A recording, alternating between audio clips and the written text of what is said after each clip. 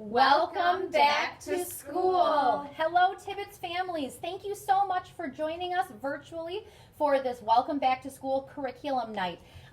We are the first grade team, Mrs. Claypool, Mrs. Loth, and Mrs. Marzal, and we're going to quickly introduce ourselves, show our faces to you really quick here, and then we're going to just become virtual with you. My name is Mrs. Molly Claypool. I have been teaching first grade here at Tibbetts for 17 years. I have a son named Thomas who's also a first grader, and my daughter Macy's a fifth grader. Hi first grade families, my name is Mrs. Katie Loth, and it is my second year in first grade here at Tibbetts, but my 10th year teaching here in Elkhorn. And I have a second grade son, Landon, who is here at Tibbetts with me. And I have two little ones at home, Caleb and Haley. Looking forward to working with you this year. Hi first grade families, I'm Mrs. Natalie Marzal, and this will be my 30th year overall with about 10 plus in each of the elementary schools here. I have my two grandsons here at the school with me this year, and my kids are much older, all 5 of them. So we are happy to be here and sharing some information with you tonight.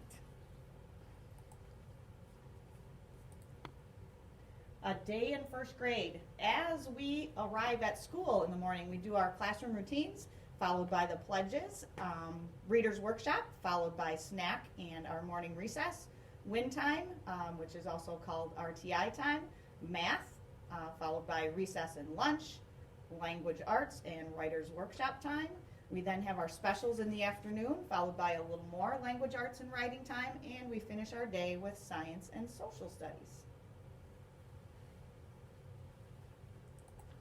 All right, so I'm just going to walk you through a day in our reader's workshop. So each of us teachers starts with about a 10-minute mini lesson where we work on a new strategy every day. And then we release the kids to read out of their book boxes, and that time we call a read to self or building our stamina. So we encourage the kids to read the whole time. And about 10-15 minutes into that reading time, we'll break into a mid-workshop teaching, which is basically where the teacher will come in and re-instruct the strategy that we were working on for the day, and then we release the kids to kind of finish their reading for the day. Each child has a turn and talk partner that they can turn and share ideas and answer questions to. And at the end, we always end a reader's workshop with a share time where the kids can share something that they were working on that day. Writer's workshop follows pretty much the same schedule with a mini lesson, 10-minute mini lesson or so. The students are then told to go and do their writing, taking that mini lesson strategy into consideration as they're writing. We also have a mid-workshop where we just kind of restate the teaching point for the day, and they continue on with their writing.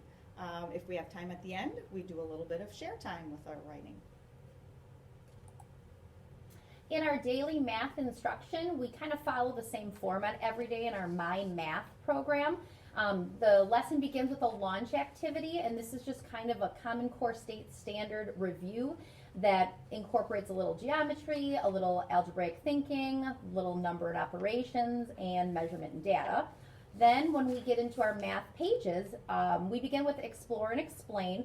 This is where when we can use hands-on manipulatives, this is where we use that, and we've been doing a really good job keeping individual manipulatives, say counters or linking cubes, in the individual students' desks so that they are never sharing those supplies, just to be COVID friendly.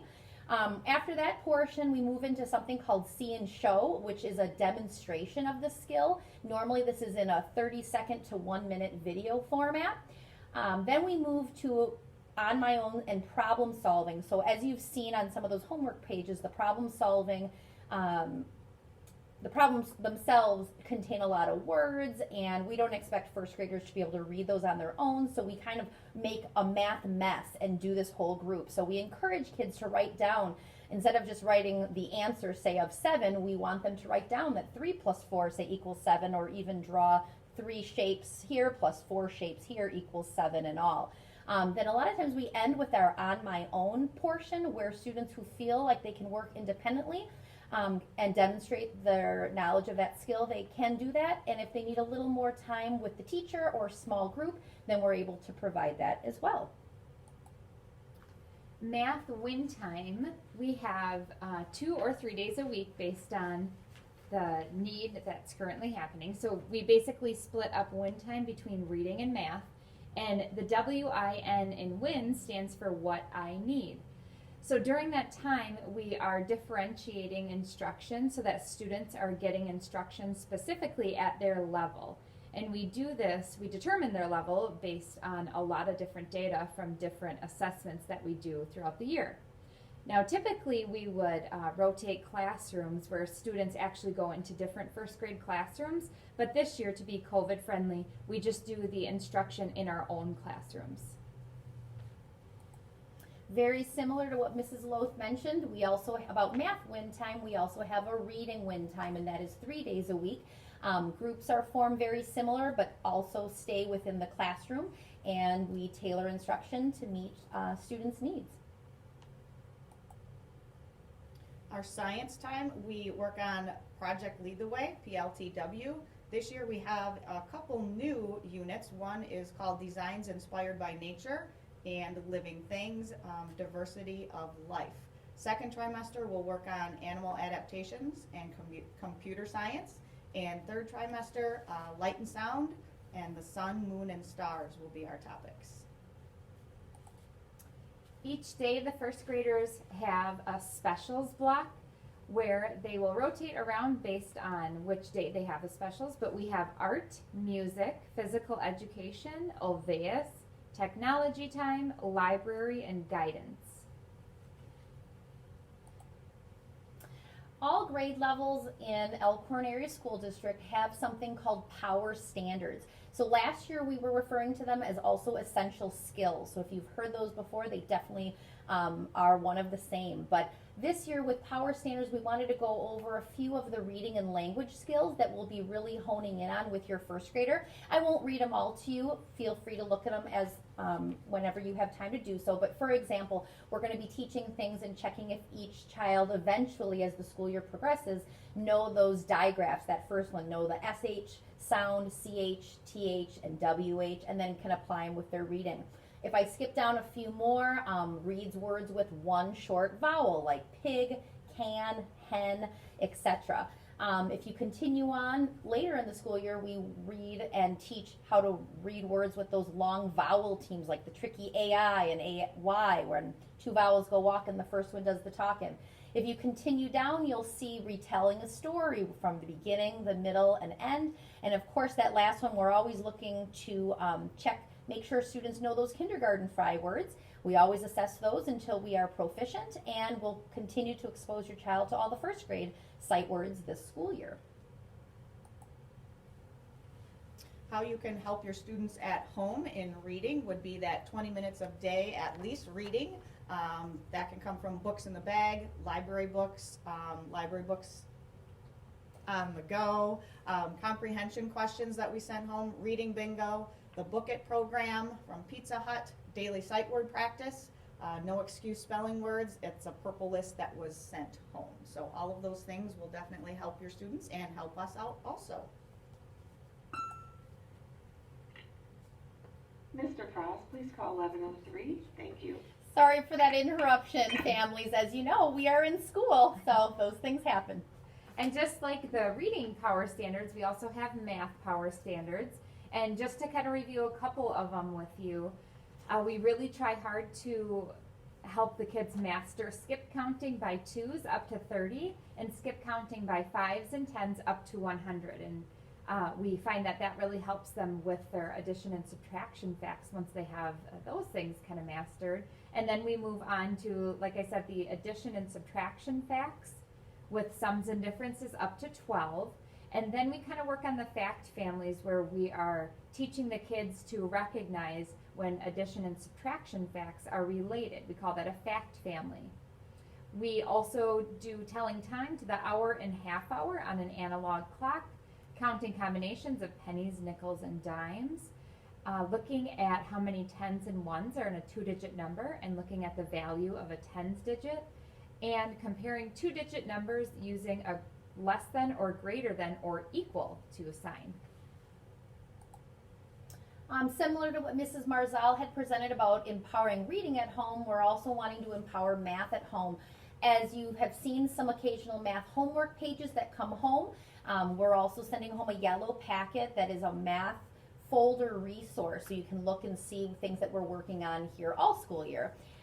You'll have those pink and blue addition and subtraction flashcards. Feel free to have your child cut those up and maybe do a few a day, a few a night, to really hone in on those skills. And of course, that Odyssey, those activities on Compass Learning, those are all on our websites. Children use them here in the classroom, and those are specifically tailored to meet your child's specific needs in both reading and math. One thing that we use every day in our teaching is something called Avid Elementary. You may have heard your child talk about that. And if you click on the little Tibbetts Tigers icon, this presentation right here will show up. And you're welcome to kind of read through that to see what Avid is all about. Lots of goal setting and working towards goals. This is just a picture of what Avid looks like in our classroom.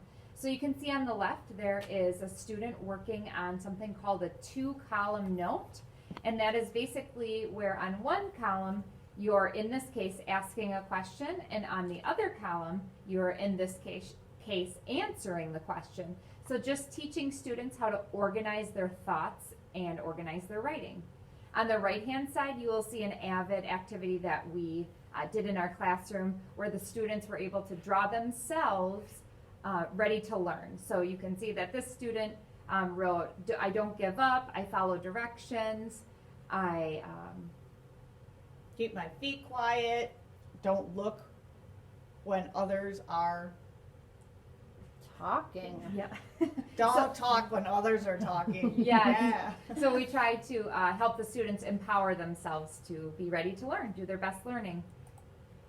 And this is a bulletin board that's in Mrs. Marzal's classroom, but we all teach these things in Avid. So you can see we have something called slant, and slant means that it's the way that we want our students to be sitting when they're learning. They sit up straight, listen carefully, ask and answer questions, nod your head, and track the speaker. And just a couple little sayings to help them kind of have that growth mindset. So I learn from my mistakes, I like a challenge, and keep trying.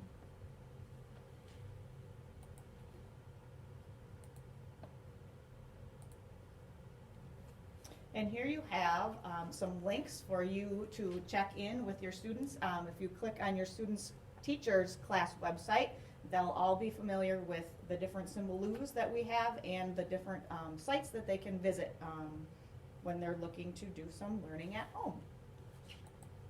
And our last slide for you this evening is actually involves you. It's a question and answer time. This is an optional activity that we invite you to participate in. If you have any questions that you'd like to post, we're going to have you click here and it'll take you to our Google page here. So one thing to keep in mind, this is going to be a document for all families to see. So whether you have Mrs. Marzal, Mrs. Loth, or I as your child's teacher, these are general questions about first grade or the curriculum or anything about our routines that would pertain maybe to all first graders.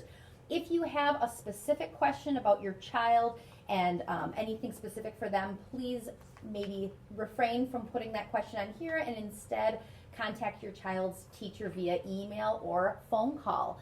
So we would like to thank you so much for coming tonight, and we appreciate you taking the time. I guess the nice thing about doing it virtually is you can always go back and re-look at anything, or if it's a busy time tonight, you can of course look at it at any other time. So thank you so much. Thank Yes, you. thank you. Looking forward to hearing from you.